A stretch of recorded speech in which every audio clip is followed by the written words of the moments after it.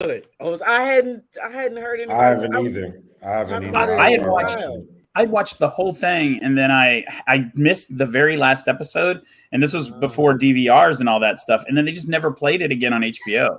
So I finally saw the last episode like a month ago or whatever. That's cool. 20 years later or whatever it is. Yes, man, that was. Tandi, you were a fan of Oz? Yeah. Oh, I watched Oz. Harold Perrineau. It was a show about a prison. Right? Oh, it was disturbing. Yes. The maximum security prison in Oswald Penitentiary. And it's a comedy, I assume. Oh no! Well, in the very first episode, a guy gets a swastika burned onto his butt by his new like dad, basically. Classic comedy. Classic comedy. Hilarious. There's a lot of old like faces in there though that you'll be like, oh my god, he was in this, and like ooh, like a lot. Oh, I like that. Yeah, I like seeing people before they were notable. Yeah. Oh, damn. Yeah. And then like, go ahead. I was about to say, and then go ahead. No, you go ahead. No, you go ahead. No, you go. We're doing it. No, We're doing I was just gonna say, and then from there, because on the show you're like, oh, he's really good. So when you see their career take off, you're like, that's well deserved. He's been good for a long time. Go on. That's all I want to say. Well, like most notably, Oscar winner J.K. Simmons. Is like the biggest evil guy on the show. Like he is a white supremacist. I still can't even see that guy in like a nice, friendly. In a nice, friendly way. I try so hard, but I'm forever. Is it Schillinger? Schillinger. He's burned there in my mind. Yeah, he's burned there. Burned like a. I have to give myself on the butt. On the butt. I have to give myself like once every 5 years. I can watch a real heavy prison show because that shit gets so surreal. It does. And I know that consciously there are people being tormented in prisons as I'm watching it. That part just sits with me too. What about a show like Prison Break, which is a little bit more, I don't know if I'd call it lighthearted, but it's they're gonna make it out. Not the title. They're gonna have to get into this. They're gonna get out of prison, right? I like the lighthearted prison show. I'm all for it. I just think heroes. Talk about dating myself. Goodness. Hey, the Prison Break was on network TV, right? Was it like on Fox or something? Fox, so you have the so you have the commercials to break it up. Oz is just like straight like there's like a fade out into the next nightmare. Exactly. That's all it is. Just nightmare after nightmare after nightmare. Exactly. Yeah, I mean, that's why I was like, I don't know if I can just watch. Yeah, like don't get attached to a character in Oz because they're probably gonna die in the next episode. Like, good. Okay. So many dead. And in prison people get brutally murdered in prison. Like there's no like he died of old age, right? No. They get strangled, beaten, bludgeoned, stabbed. Yeah. One of the questions One of the questions I'll ask somebody if they recommend a show like, say, Sons of Anarchy to me. I'll say, is this a show about a bunch of assholes being assholes to other assholes? Like, is that mainly what the show is? And I watched a few episodes, and that's mainly what it is, in my opinion. Like, you have that one protagonist that's like somewhat redeemable, but most of the show is just unlikable people just being mean to each other. All right. I don't know about those shows too much. What is your favorite makeup of show then, Antoine? Do you like good people being mean to assholes playing nice with good people? Good people doing good things to good people? What's your favorite style of film? It's an interesting question because I enjoyed, and before I get too far into it, I want to introduce everybody to the Can't Tell Us Nothing show. That's right. Yeah, which is one of my favorite makeups of shows. You get 4 amazing improvisers from Houston, Texas, and put them in a groupie and call it Can't Tell Us Nothing. And then every once in a while, you throw a special guest in there. Some other amazing improviser from anywhere in the world. Today we have Chuy from Austin, Texas, improviser extraordinaire, if I do say so myself. I was looking at his bio, and you got quite the track record. Yeah. You're even in a duo with your son, right? I am. My 18-year-old son. We're called The Project because like we don't get along that well off stage, so we kind of have to get along on stage. So it's like this project to see if we can get closer as humans, and it's working pretty good. We're going to Tampa. We're going to Tampa in October for a festival. His first on the road, so that'll be fun. So your duo isn't two assholes being assholes to each other. Oh, absolutely. We're just constantly screwing each other over on stage. I will actually, like in an edit, I'll just like leave the stage and sit in the audience and leave him on the stage by himself to see what happens. Some great stuff has come out of it. He hates it though. He gets pissed at me. It's fun to play with somebody that green though, because you get to work harder at it. You know, you got to make sure as a vet of 30 years versus his like 1 year or 2 years of doing improv. You know, we're working. But he's gonna learn super fast. Oh yeah, he already started an improv club at his school that I teach and all that. So yeah, the whole it's the family. We're gonna be the Partridge Family, but of improv. I guess. Get in the bus. But to circle back to the question, now, you know, I enjoyed the show Breaking Bad. A lot of people have seen it. A lot of people are very familiar with it. I enjoyed it. However, the Walter White character grew to not be a very likable character, in my opinion. Like, I did not enjoy who he was and what he did, right? However, I did like other characters in the show. I like Mike. I like Gus, both on different sides of the, like, morality. But, like, the way that their characters were portrayed, I found to be enjoyable. They were smart. They were held together. They were resourceful, even though Walter White was, but he was just like nasty, you know, he was just like mean. So I'll say that, like, that's, and I like shows like Always Sunny, right? Like, that's another one that's like, you could call them assholes, but they're more just like narcissists. And they have their comeuppance, right? Like, you sort of watch them get what's coming to them in most cases, which can be enjoyable in its own right. So yeah, throw a little bit of that in there as well. As long as it's not a bunch of assholes being assholes to other assholes. Did you watch wrestling? WWF? When I was young, yeah, I did. Okay. Yeah, me too. When I was young, like when I was, I don't know, 30.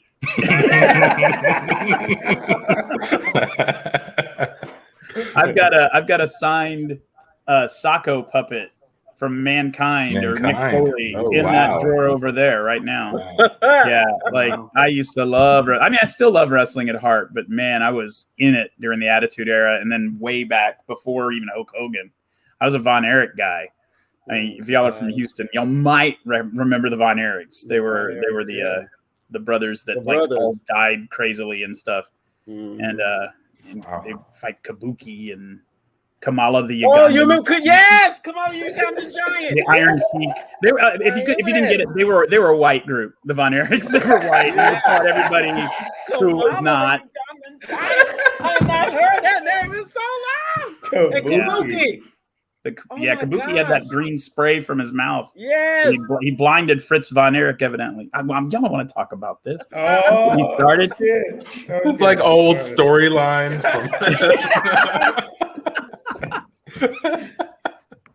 I remember. I forgot the storylines. I remember the characters. I remember watching when I was younger.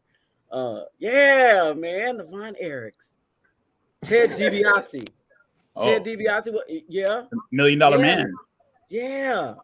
Okay, give me out. He had a suitcase with him at all times, and it was supposed to have $1 million in it. At the time, $1 million, that's a lot of money to be carrying around. I mean, still, like, now, $1 million's only going to get you, like, a house. Lucky. Boy, back then, it's the answer to all your prayers. Quit your job that day. Exactly. Don't work for the rest of your life. Interest. The savings interest. Wrestling. That's the testosterone fueled soap opera. Love it. Assholes being assholes to other assholes. Yeah, exactly. Yeah. And they get their comeuppance. Yeah, exactly. I finally got to a WrestleMania about, I don't know, 8-9 years ago. That was spectacular. Never has a live show been so well put on than that. I mean, it was insane. Yeah, I want to go to a restaurant. Yeah, also the physical aspect of it, right? Yeah. People just flipping and throwing themselves with no care whatsoever through tables and chairs. Well, in that one, the Vince McMahon's son Shane jumped off of the top of a cage into a table on the ground, like 20 feet up. He fell and just bam, right on his back. Didn't care. Didn't want for the team. Company kid, man. My kid isn't jumping through tables on the improv stage. Not yet. Not yet. Dad, why is there a 20-foot ladder on stage? Just yes, and would you for one? For once. Oh man. Yeah, it couldn't be any more less yes and around my household. Like we live that on stage all the time, but when we get to the house, it's like, no, I don't want to do that. No, I don't want to do that. No. There's no negative people in this house, I tell you. Not to get too far down the improv rabbit hole. Of course, we all could talk improv all day, but I do want to ask you, in your opinion, since you've been teaching it for so long, you've taught hundreds of people, what do you think what is the reason that we need to go to about yes and right in the beginning for people? Why is that such an important point? Why is it not easily grasped? I would say it takes a while for people to really understand what that means. I think because it's so easy to say no. It's real easy to say no. It's a lot harder to say yes and to add something to something. Like basically, like I always say that's kind of no is kind of lazy improv. It just is, you know. You're putting all the onus on your partner to come up with everything about what's happening in the scene. Because you ask me a question or whatever, you give me something, I just say no. Okay, well now you got to come up with something else. So that's harder than just saying no. Saying no is very easy. I get told no all the time. And I just think once you get that like ingrained in you, then you can start playing with the form more and you can start being more negative. I don't think yes and's like I don't do it still at 30 years in. Like I'm bad about it sometimes, you know. I'm really bad about it. But you know, you got to be able to play both sides of that. You got to be able to say no, but then add something eventually. You can't just leave your partner out there to flounder. Yep. My opinion. But 100%. Yeah, definitely agree. I think there's a fear to it, right? People don't want to be responsible for where the scene may go. I don't know why. I don't know what the risks are. You know, the scene doesn't make sense, right? Like maybe you're worried you were not communicating well. I think there's a lot of fear that's at the base of it. Yeah. And that creative part of it comes from the and part. Like once that's a hard part to cultivate as well. How do you like take those normal conversations we have in life and make them like interesting on a stage? They're not necessarily that interesting a lot of times. And sometimes that's kind of compelling to watch on stage, if you ask me. But you get that creative mind flowing. You get it started early in your improv career, and you're gonna go far. You're gonna be all right. Yeah. So, all you kids out there, listen to that. All you kids out there who are starting improv clubs in your high school, like I did way back when you were 15. So, just remember that. Yes. How'd you hear about improv when you were a kid? Well, my mom was a theater teacher, and she was my theater teacher for all of my years. And I found out through some other theater friends of mine that there was this group in San Antonio, Texas called the Oxymorons that would perform on the weekends. And I'd been watching Whose Line Is It Anyway a little bit, the British version. That's how old I am again. I've seen it. Yeah. And we would go, my now wife and I, when I was 15 and she was 16, we would drive from the football game on Friday nights out to the Oxy show at like 10:45. We never missed a show because we were hooked like the very first time. And in fact, kind of a sad note, I just spoke at the man who kind of taught me improv out of the Oxymorons. I spoke at his funeral on Saturday. He and his wife passed tragically, but he taught me everything I knew, and he just kind of all I did was ask him, like, what do you do? How do you do this? And he said, well, I'll come out to your school and I'll teach you how. Most generous man. And so I've kind of tried to carry that on. Like I said, I teach my kids improv club at his school, and I have a hard time charging to teach kids. Like, it's just too fun. They're so young and easy to. They listen. They want to know. They want to know this stuff. It's new to them and it's fun. They're not jaded yet. We cut to a summer improv camp. All right, listen, counselors, we've had low attendance this year, and that means that we're going to actually have to charge the kids that are coming to this improv camp. I know most of you all are pretty cool with it because I give you bonuses and I actually pay you out of that money. But before we do that, I just wanted to make sure everybody was okay and on the same page about us actually charging the kids to take improv summer courses with us, okay? So let's go around the room. Let's just get whatever you want off your chest. Let's keep it professional. Let's keep it respectful. And ultimately, we'll see what happens. I didn't know we weren't charging them. I've been collecting $5 from every kid at the end of lessons every year. I thought that was just how we were doing it. I didn't know that it had to go. I thought that came to me personally. I didn't think it had to go into a pool or anything like that. I didn't get the memo about this. You didn't get the memo. No. Did you see anybody else taking money out of the kids' hands? Well, I didn't take money out of the kids' hands, but I did say that each one of them needs to give me a portion of their lunch every day.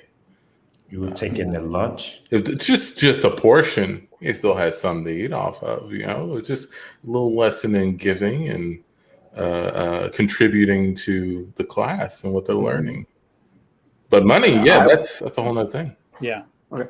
I wasn't charging them money or stealing, taking any lunch.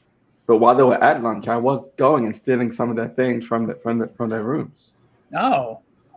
They brought it to the camp. It becomes property of the camp. Exactly. Yeah. That's kind of how I feel about it. Wait a second. That is not true. All right. The property laws that we lease this building specifically states we can't touch personal property, Amechi.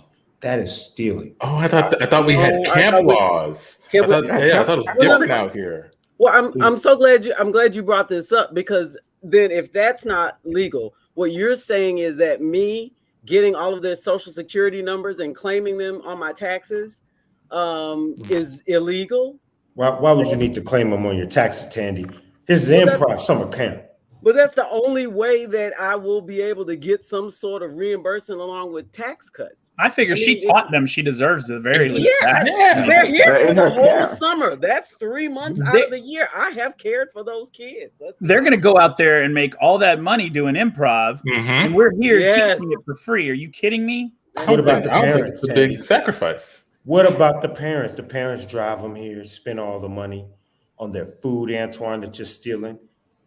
Their clothes and backpacks and shoes, Amechi, that you're taking. The money for the snacks that we give them at the end of the camp that they can't even get, Chuy, because you're taking the money from them. That's why our enrollment is going down. Is that what it is? I've been getting all of these letters from the IRS and from family, but I'm just not opening them. You need to open them, because it could be wait, so is camp law a thing or not? I thought it was like international waters, but for camps. For camps. International waters. Once you get Aren't these into native the woods, lands? These are native lands that we're on. This is camp. Are you saying we got native reserve rights? There's still rules against stealing, Chuy. There's still rules against manipulation. This land was already stolen. So exactly. Insane. A camp on stolen native. You can't make rules on stolen land. We stole this camp. Like, this is what so you mean the casino that we're funding? I mean, that we started is illegal? I mean, because this is protected land. Recoup our losses. Did y'all see Tesla made a deal with one of the Native American reserves to do dealerships because the U.S. certain states won't allow him to bring dealerships and go direct to customer. So he started partnering with Native American reserves. Wow. Let him cash in. I don't care. That's great. Wow. Yeah, but actually, I don't like Tesla, right? But yeah, good. At least some good coming out of that. Oh, wow. I thought it was pretty funny because kind of like he couldn't do it on American soil, so he found a loophole. But they get another revenue stream, and they are open to it. They're actually encouraging more of it because it gives them more money, very similar to any deal that's based with the gaming, So I was like, go ahead, get that money. Yeah. Is the money funneling down to the people though? Is it just amongst people who already have a lot, or? Well, we'll never know that unless we are, them city councilmen, or the guys who shook hands. We don't know any of that. That happened down in Kickapoo, down by Laredo in Texas. Like they were being run by like these outside interests that were totally stealing from the tribe. And I think there was a documentary done about it. It's like it was a big deal. And now finally they have control of the casino, and I mean it's not doing as well as it was, but it's because people who own casinos aren't in the business of losing money at all, man. It's crazy. It's crazy. That was a thought I did have, is that could go bad, and if it goes bad, I don't think Tesla's going to end up losing out of it, right? Tesla at all. So, yep. Be on the lookout. Stay woke, y'all. Yeah. Stay woke. Don't buy the native Tesla. The indigenous Teslas. No.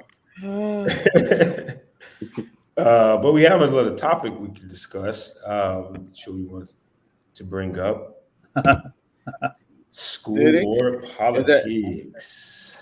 Woo! Yeah. The year has started. Everybody's back at school, and it is heated. Let me tell you. First year back since pandemic too, so it's like, people are already crazy from being locked up, and now everybody's out here. Oh yeah, our school board here has some people on it, some trustees that are just like fostering all this like anti-masking stuff, which is just thinly veiled racism and hatred. And I know it sounds ridiculous to say that masks are about racism, but they really and truly are. Like these people don't want their kids to have to wear masks because they're privileged and that. But what they don't understand is they're putting kids from the global majority in danger doing that shit, because a lot of those kids don't have access to the vaccines. A lot of those kids have parents that are worried about the vaccines. And there's just the absolute antithesis of caring for one another going on. And it's coming from one side in particular. And that's the white folks. I'm saying it again. Listen, that privilege is killing us all, ain't it?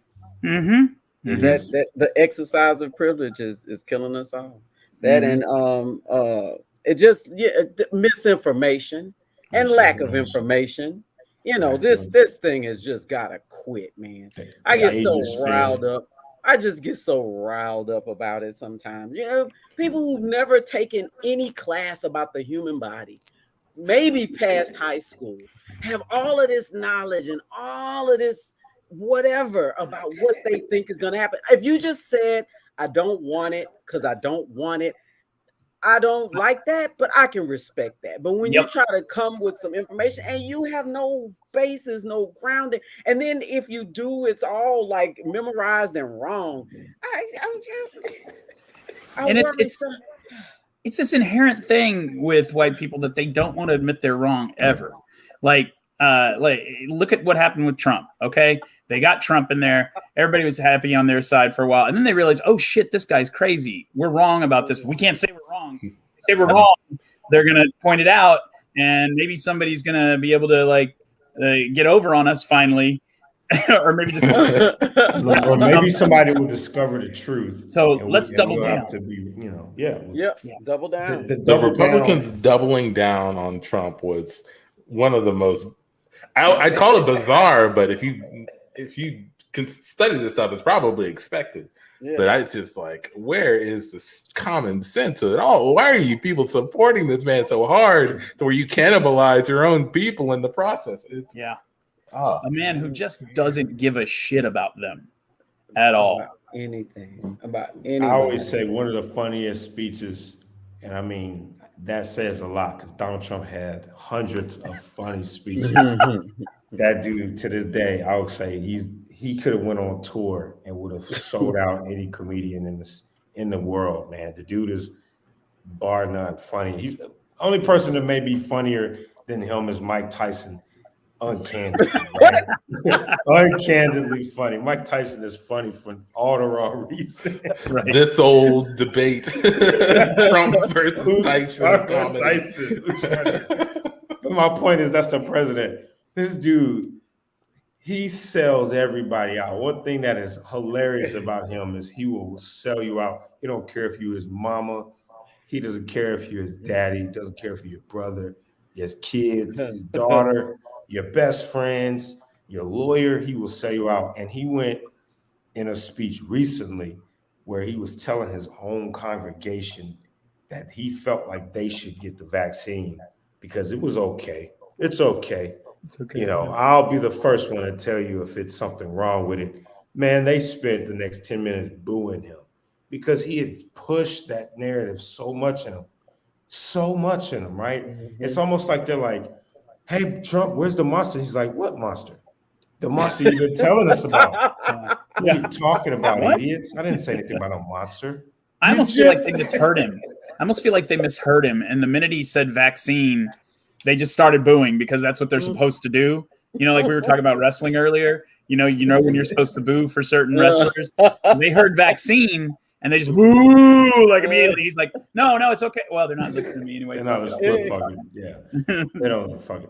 It's incredible, man. I'd say the only thing that I've seen that could actually capture it, man. I don't know if y'all saw the South Park pandemic episode.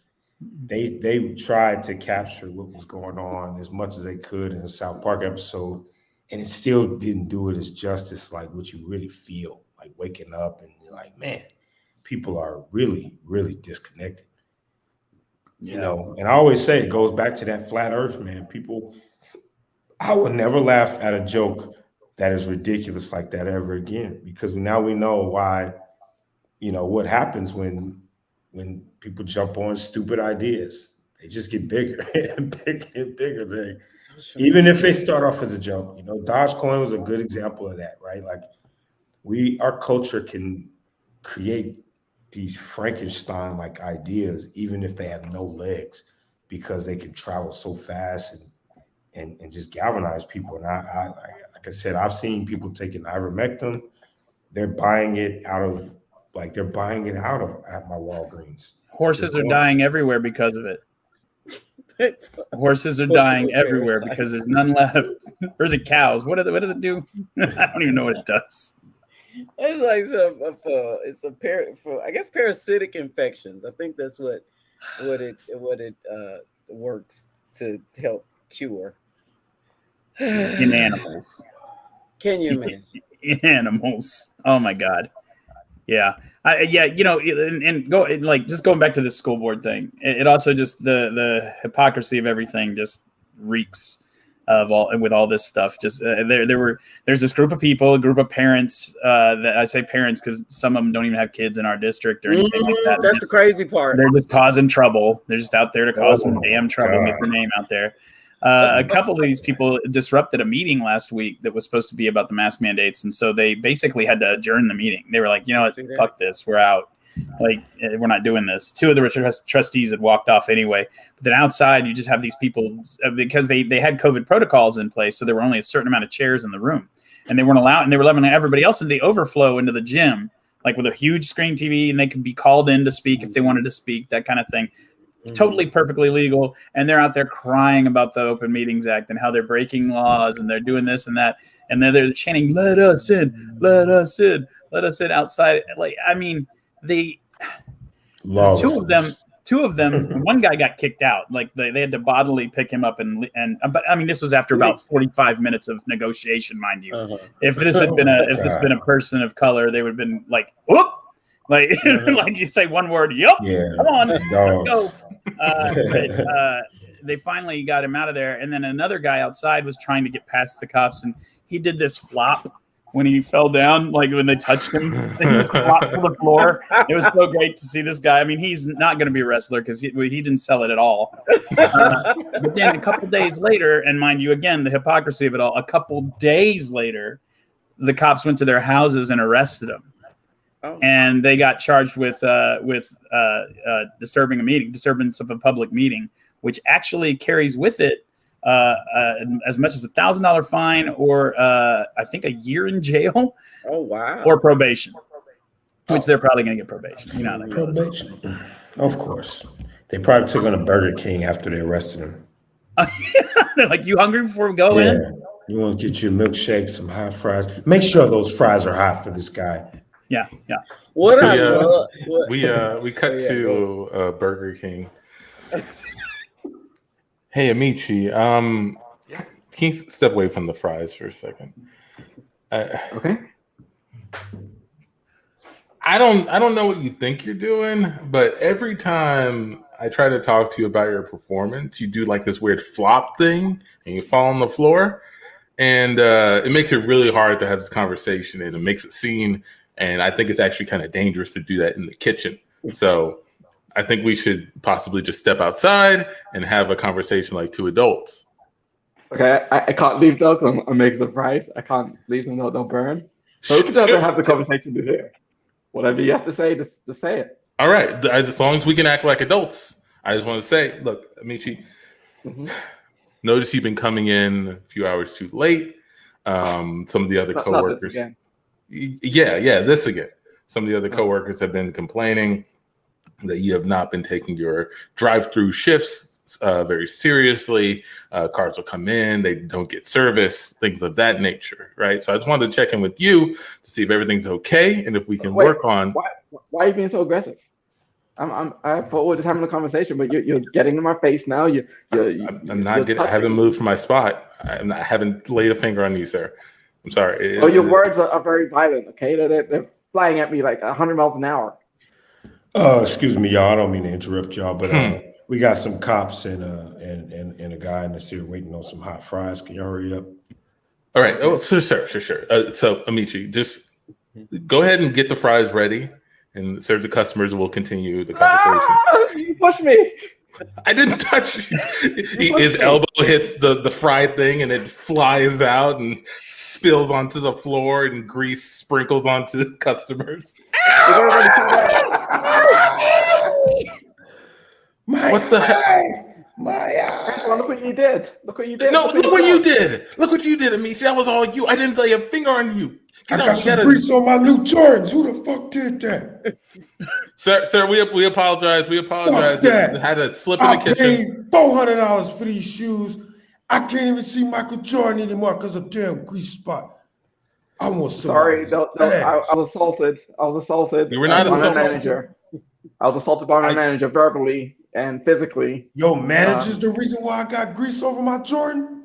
Not at all, sir. We were just having a discussion like two adults. That's all I wanted. I wanted to step outside and have a discussion, not have this whole debacle. Well, that sounds great, because all I wanted was to come here, eat some hot fries, and wear my clean Jordans. But I can't do that no more because your anger. You need to handle that. I need to handle it? You do. No, Amechi. I gotta put you on a performance review. I'm sorry, I can't fire you outright. Unfortunately, I'm going on a performance review. What about your performance? What about my performance? This is a very unsafe place to work. You can get pushed over at any moment. No one pushed anyone. You completely caused. Please go get a mop and clean up the mess before someone else gets hurt. Excuse me. I don't mean to break everything. I'm undercover CEO. I know I've been over here on burgers flipping, but I'm watching everything. And oh my God, we're filming all of this. And okay, so we got it on camera. Look, this is the assault on camera. That's good. Yes, Antoine, we have your assault on camera. My assault. I've been here for a week now, and I've seen what you've done to Amechi over and over again, knocking him to the floor, ruining this man's Jordans. Sir, we're going to buy you 5 pair of Jordans to replace those. Thank you, sir. It's my pleasure. Antoine, you're fired. I don't even get a performance review. All right, I reviewed it. Your performance is bad. You're fired. End scene. That would be the worst day of his life. I wonder if anybody's ever said something like that to somebody get fired. Oh, you want a performance review? Here it is. You suck. Get out. You gotta feel bad for a Burger King manager too, because they really do have to give a shit about that job to keep doing it. I mean, they gotta care. Because working in franchises, especially in the food industry, people are on your ass constantly about numbers and that. So poor Antoine, he got fired. And the customers, man, you're dealing with people with food, man. They're weird with food, and they bite. They're nasty with you, and disrespectful. Yeah, can't hear them. How many of y'all were service industry? Any of y'all? Did y'all do service industry in time? Any restaurants, bars? No, not service. Retail, but not service. Oh, that's just as bad. Yeah, it's terrible. Oh my gosh. I worked at a store that rhymes with BJ Racks, and that took me a second. Insane. I don't know. I mean, you figure it out. I'm not gonna call any names. Oh here. Man! But a lady came. I mean, it was just frustrating because it was like a second job, so I'm already mad about it. I'm like, what am I doing? I've already worked a day shift. A lady came up to me and said, "Do you know if you have this in an 8?" Showing me some piece of clothing. I was like, "Are you kidding me? Go dig around and find that. This isn't. I'm not committed to this. This isn't like Foley's at the time. And you kind of have to at BJ Racks because everything's kind of strewn about. It's all strewn about. That's all the deals. That's the thing. There's gonna be 2 of them maybe, and whatever. Do you know if we have? Are you in for? Okay, I'm out. I don't think I lasted 2 weeks. I think I just worked enough to get 1 check, and then I'm like, I'm not cut out for this one. I'm not helpful in that way at all. Yeah, I managed bars and restaurants for like 20 years, and I also bartended. And I fully think that every American should have to do either retail or service industry for 2 years, just like the Israeli army, where they have to be in the army for 2 years. I think you have to do that because it would make such a better America. It really would, because we would have some sympathy. For God's sake. Absolutely. Yeah, I agree with you. Or just don't be a turd. Go ahead. I'm sorry. When I worked at a store that rhymes with Margit, and I did a few different positions, but the one that I think about, they call it a cart attendant, right? It's the kid who pushes the carts to the parking lot. And I compare that job to kind of like at a bowling alley. It's like if your job was someone wants to come in, take a bowling ball, put it on the floor away from the rack, and your job is to come pick it up off the floor and put it back. And that's all you do all day, right? Like that's all a cart is. You just push carts into the store, and people take them and they use them and they leave them out in the parking lot. And you're it's Houston, right? So you have the heat beating down on you the whole time. It can break a spirit on a bad day. and also the amount of dirty diapers that you find in these carts, it's ridiculous. So many. People are cold with that. So many. This full dirty diapers. Well, we passed up the trash can. Let's just keep it on the cart. That's just terrible. We cut to a Margaret performance review. All right, Antoine. You've been here a couple of weeks. How do you feel being a cart runner? You know, how's your mind? How's your psychology going with that? Is everything okay? I feel like the way you asked me that, the way you asked how my psychology is, speaks a lot about it. I think you know how my psychology is. I think you know what I'm going through out there right now. I think you know what I'm fighting out there right now. Okay. You'll know what I see out there. Okay, I'm sorry. I saw a cart across the goddamn highway. Who had to go get that?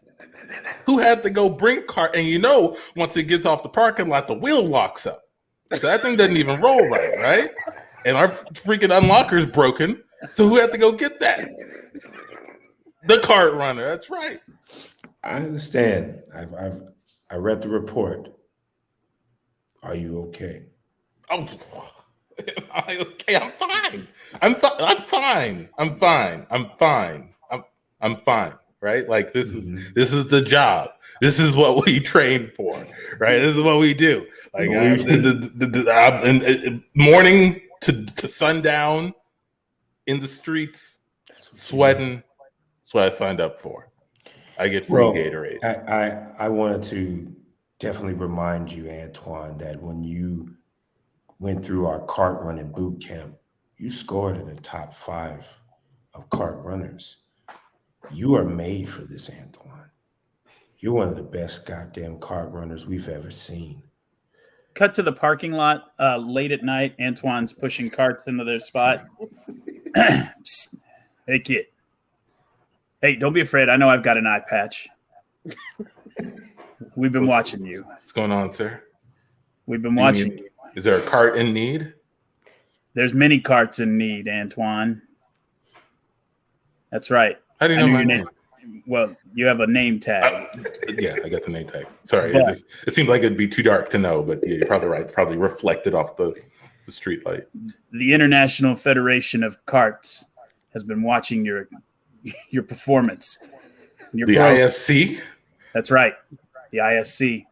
Not many people know about us. We're a shadow organization. We work behind the margins.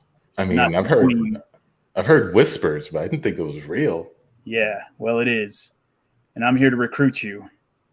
We need you. We need you in Poughkeepsie, New York. There's a winter storm that's come through. There's carts everywhere. The winter storm knocked the carts out? Fucking everywhere, kid. Jesus Christ. Jesus Christ. Why weren't they corralled?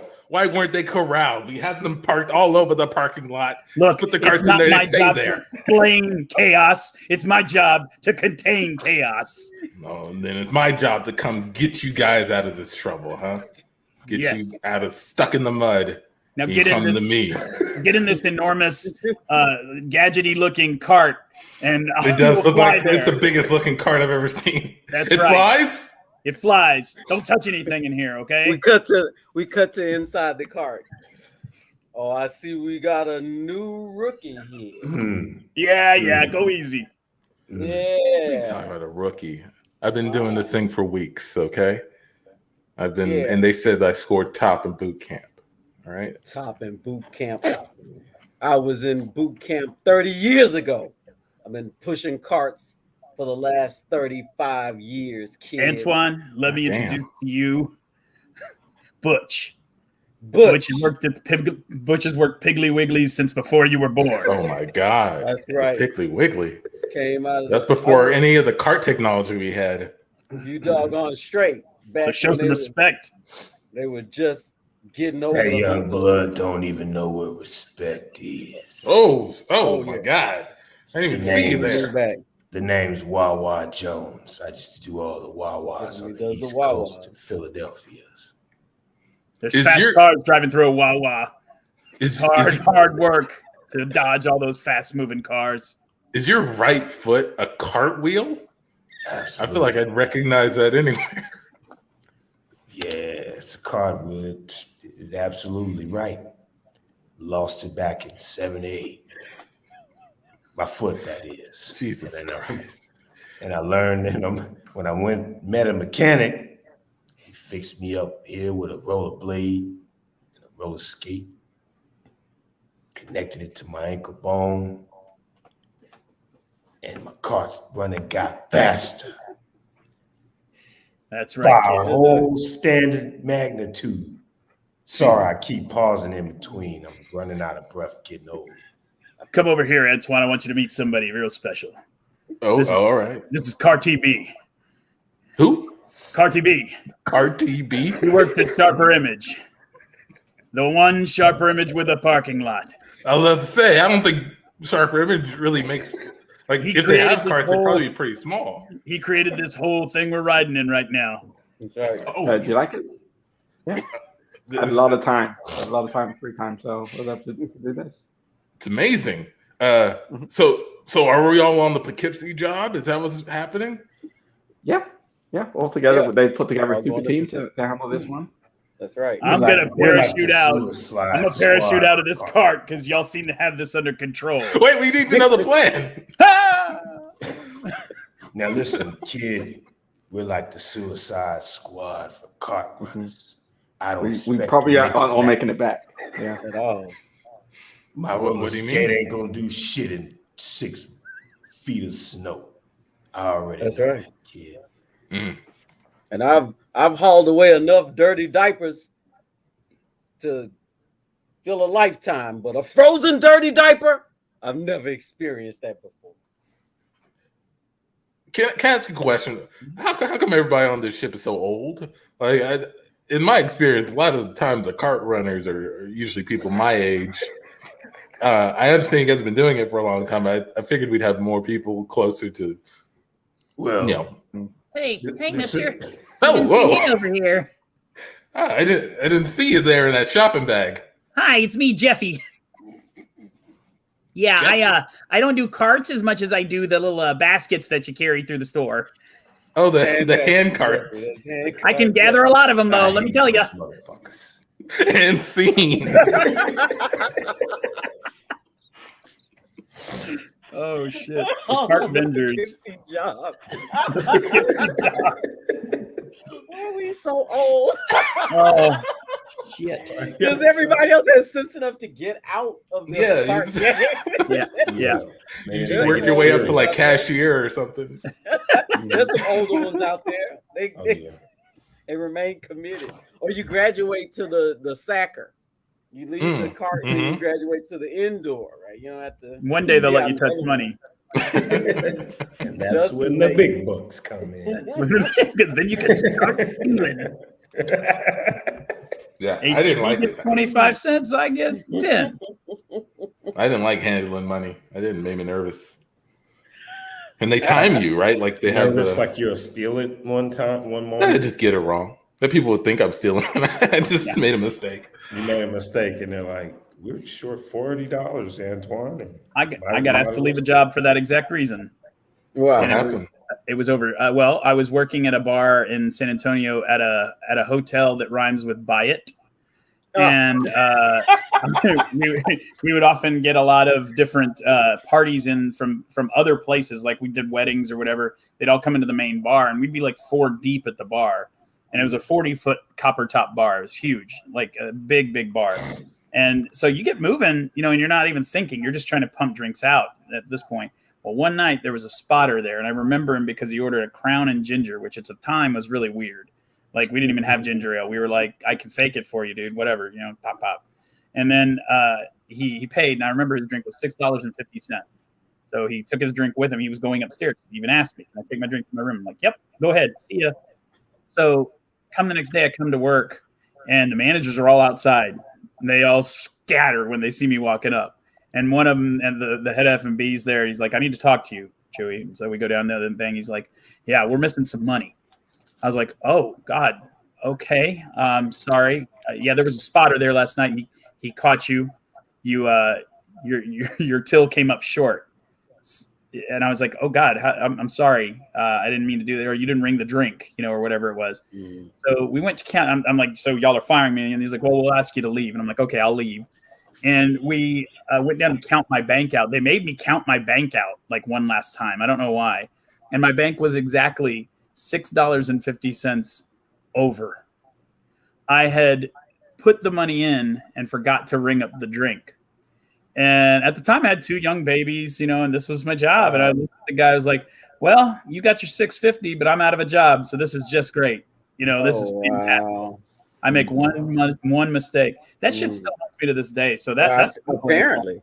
What's a spotter? Just somebody they send up there to see if you'll make a mistake? Yeah, secret shopper kind of thing. Secret shopper. Okay. Make sure you're not giving away the bar. Make sure you're not drinking behind the bar. Are these people like charismatic in some way? Like no, actually, they're usually pretty boring. Pretty boring. Which is why I remembered this guy, because he ordered a weird drink and it was a busy night.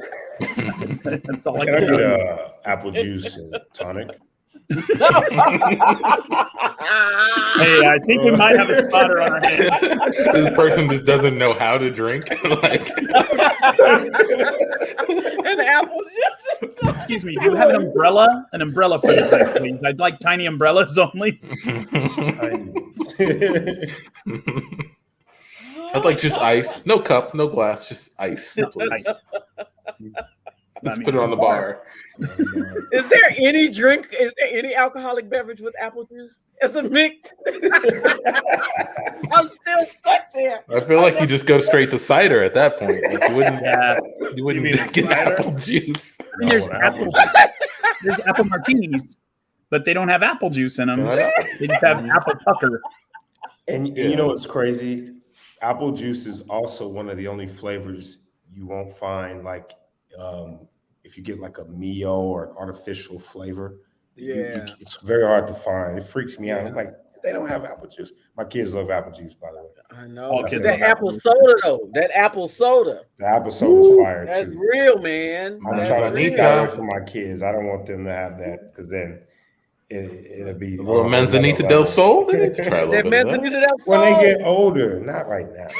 John, good luck with that. When they're older. We kept our 2 eldest from ketchup and mustard and any of that stuff till they were like, I don't know, 10. And it went really well. And then the little one's now like, he just dips everything in whatever. He doesn't care. He's 9. He's 9 now. He was like 7 years behind them. But they hated us because we gave them syrup, which we never gave them. We never gave them waffles or anything with syrup. They still to this day don't like it.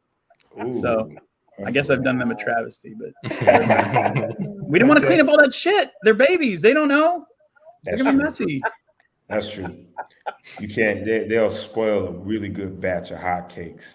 Yeah. Just because they don't know that it's a really good batch, they're just going to squeeze it. Portions are all off. Yeah. Portions all off. You don't have the palate yet to deal with sauces. You'll have a sauce when you're older. How old? When 18. You're 13. Oh, 18. When you're out of my house. You can drink all the sauces you want. Drink all the sauce you want on your dime. Everybody's padded up with all kinds of color hair at the family meeting at 16, but at 18, that's when you get the sauce. You think I'm built of Scotch-guarded couches? What's wrong with you? I am not. Oh, God. We cut to a McDonald's. John, can I chat with you for a second? Yeah, sure. What's going on? Hopefully, we won't have to go outside to have this conversation, but it's kind of weird. Customers would ask for condiments, and you would tell them they're not ready. You would tell them they're not old enough, or their palate isn't matured enough. Seems like an odd thing. I would say I just don't trust them with it. Some of them you could look at them and just like, I don't trust you with this. Yeah. A few customers said that as well. Like you didn't trust them with it. I feel like they're paying customers. We have plenty of condiments in this McDonald's, so I would say just give them what they're asking for. No worry about charging them. Just hand over a handful, and they'll be fine. Well, see, I have a problem with that, because I don't know how you were raised, but how I was raised, you don't just get to have ketchup or mustard or barbecue sauce or even McDonald's signature sauce, especially not signature sauce. You have to be a certain level of person to get access to the sauces. And a lot of the customers we have here, boss man, they not worthy of the sauce. We cut to John in his home as a kid. That's right. You sit right there on that couch until your father comes home, young man. I'm very disappointed in you. How old are you? 7? You're 7? Yeah. That's all. Honey, Mom. Oh, good. Your dad is here. Harry, our 7-year-old son, okay, he drove home from school just fine. We don't have a problem with that. Right. But he had friends in the car with him, and he allowed them to get barbecue sauce from Wendy's, and there's a stain in the back seat of the car. Can you believe that? I work 80 hours a week. Calm it down. I am out there in it every day. Every day. And I gotta come home to this shit. Yes. Mama didn't have to tell you that right when you walked in. I would have found out. You don't just get the smell of barbecue sauce out of the car at all. You broke the cardinal rule, John. What do we say about condiments? You said they always lead to disasters. They always lead to disasters. That's right. And when can you yourself personally handle a condiment and or use one? Look at your mother when you talk to her. When I graduate with a PhD in condiments. Damn right. That's right. That's right. Right. And you're not close to that at all, mister. At all. I thought you had a future. I thought you were going to go somewhere. I had every hope for you, John. And look at you. Look at you. Just a condiment spiller. Like everybody. Don't even start me on that. You're punished. John, give me your brass knuckles. You want my brass knuckles? Yeah. Give me the brass knuckles. Yeah. This is what happens. That's it. What happens. And give me the gun. Come on. Give mommy the gun. You're going out there defenseless now. You are going out there defenseless. You're not taking my pay, man. We cut back to the McDonald's after his shift. He's walking back to his car. Hey, kid, over here. Don't be alarmed by my missing ear. I saw what you did in there. I was spotting you. You stood up to your boss about condiments. You don't see a lot of backbone like that these days. I think you're just the guy we need for a job in Poughkeepsie. Who are you referring to, sir? You. I'm referring to you, John. I mean, who are you with? You're some crazy man with no ear, for all I know. I'm with the International Federation of Condiments, the other IFC. You may have heard of one IFC. This is a different I've heard IFC. of the International Federation of Condiments. Okay. In Poughkeepsie, the youth has gotten their hands on condiments and they're going wild. There's ketchup everywhere. There's syrup in the streets. Cars can't drive. There's mustard getting in people's eyes. It's chaos. Ooh. We need someone to come in there and set things straight. Okay. What do you want me to do? I want you to hop in this flying jar of mayonnaise and let's get over to the gift. Oh, man. The Miracle Whip. And scene. And that is the Kent show, everybody. Thank you so much for joining and tuning in. Oh, man, this is a pleasure, guys. Thank you so much, Chuy, for hanging out with us. Let people know where they can find out more about you and what you do, man. You can go on my Facebook or my Instagram. It's at Chuy ZEE. So CHUYZEE. And I play in Austin all the time. I'm not right now, but I play at the Hideout, the Fallout, wherever they'll have me. And I'll play in your town too. Just tell me to come. Of course. Of course. Awesome. Thank you so much. And then, you know what? You see our stuff at the bottom there. C10 Improv, all those places. But we're going to go ahead and get on out of here. So DJ Comfy, get them tunes ready. For John, for Tandi, for Amechi, for myself. That's Can't Tell Us Nothing show. For Chuy, thank you again so much. Everybody go watch Oz. Go. Yeah. Get a bowl of popcorn going. Bring the kids in. I'm gonna watch it after I finish The Wire. I'm watching The Wire again. Yeah. It's my second I time. need to watch The Wire again. Yeah. Show my wife. Just as good the second time. Yeah. I need to finish The Sopranos too. Oh, I watched Sopranos like 7 times. I got HBO Max, so I just can't rewatch it. Oh my god, that show is hilarious. Man, So good. y'all are my jam. I love that show. Damn. All right. Later, everybody. We out. Good night.